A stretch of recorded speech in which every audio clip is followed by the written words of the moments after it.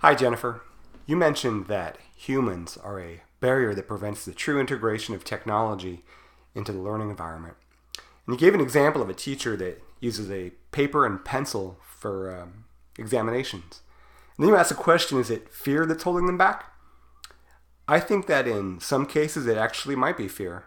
Or sometimes it could simply be that using a new process requires time spent learning that new process that could be better spent elsewhere. And when I read your example, it reminded me of a predicament I found myself in. My first 8 years as a police officer, I typed my reports on computers. Every one of my reports, there were probably thousands of them. And when I was hired at my current job, I found that reports were dictated into a recorder and then typed by a typist. We typed nothing at all, and this required a complete overhaul of how I did my job.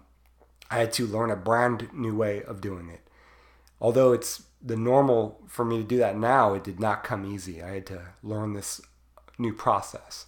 And I think that some educators might feel that technology, it's not necessary to learn, and that the absence of it and maintaining a simpler learning environment that has less distractions is beneficial.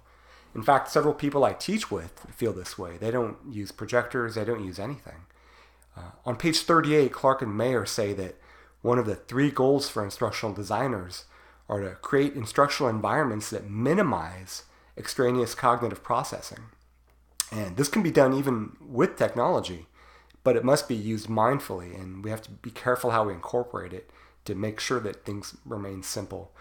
You mentioned that technology, it allows the students to relate to the assignments in real-life applications, which I agree is incredibly helpful for adults.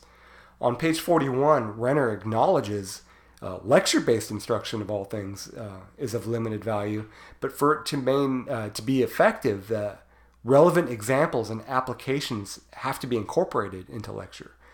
I think that if that works for a lecture, if we find some value in that, the same thing probably applies to the application of technology.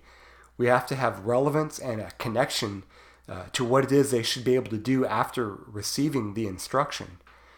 So those are my thoughts on your post, Jennifer. Thank you. I enjoyed reading it, and I hope you have a great week.